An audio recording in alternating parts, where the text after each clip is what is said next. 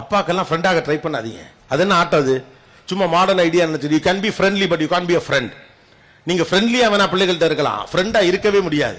உங்க பிள்ளைக்கு 1000 ஃப்ரெண்ட் இருப்பான், ஆனா நீங்க மட்டும்தான் அப்பா. அப்பாவாக இருப்பது நுட்பமான உறவு. அப்பாவாக இருங்கள், ரோலை ஸ்வாப் பண்ணாதீங்க. திடீர்னு 9th ஸ்டாண்டர்ட் படிக்கிற பையன்ட்ட போய் தோல்ல கையை போட்டு மொட்டை மாட்டியில் நிக்கிற பையனடா தம்பி அப்போ அவன் ஃப்ரெண்டு மாதிரி நினைச்சுக்கிட்டானா அவன் கண்டுபிடிச்சுவான். இருந்தாலும் ஏதோ போட்டு வாங்க பாக்குறான், எவனை ஏதோ சொல்லியிருப்பான் போல் இருக்கு. அவனு உங்ககிட்ட என்னென்னலாம் சொல்ல முடியுமோ அதை மட்டும்தான் சொல்லுவான். ரெண்டு நீங்களும் கேட்டுட்டு வந்து எல்லாமே உங்களுக்கு தெரிஞ்சதாக நீங்கள் நம்பி கொண்டு இருப்பீர்கள். பிள்ளைகளுக்கு தேவைப்படக்கூடிய ஸ்பேஸை கொடுங்க.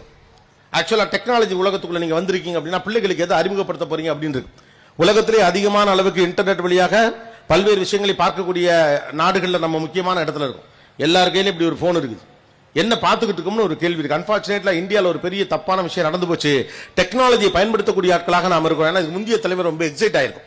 ஆக்சுவலா நம்ம சொல்ற இந்த காலத்து பிள்ளைகள் தான் டெக்னாலஜி அதிகமாக யூஸ் பண்றாங்க. எப்ப பாரு ஏதாவது சோசியல் மீடியாவில் வீடியோ உட்காந்து பார்த்துக்கிட்டு இருக்காங்க அப்படின்னு நினைச்சிட்டு இருக்காங்க. ஆக்சுவலா உண்மை அது கிடையாது.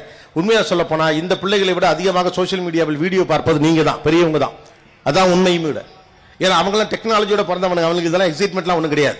நீங்க கால்குலேட்டரே பெரிய விஷயம் நினைச்சிட்டு, சயின்டிபிக் கால்குலேட்டரே பெரிய விஷயம் நினைச்சிட்டு, கம்ப்யூட்டர் வந்தப்போ போட்டாலாம் எடுத்து அதை ஃப்ரேம் பண்ணி பக்கத்தில் நின்றுலாம் போட்டோ எடுத்த கூட்டம் நம்ம கூட்டம். நமக்கு டெக்னாலஜி ரொம்ப புதுசு. நம்மளாம் மைக்ரன்ஸ் சொல்லலாம், டிஜிட்டல் மைக்ரண்ட் அப்படிங்கிறோம். நம்மளாம் புலம்பெயர்ந்து வந்தவர்கள், வேறொரு தலைமுறையிலிருந்து இப்ப இருக்கக்கூடிய டிஜிட்டல் வேர்ல்டுக்கு புலம்பெயர்ந்து வந்தவர்கள். இவங்கெல்லாம் பூர்வகுடி மக்கள், டிஜிட்டலோட சேர்ந்து பிறந்தவனுங்க. அவனுங்களுக்கு இந்த டெக்னாலஜினா பெரிய விஷயம்லாம் கிடையாது.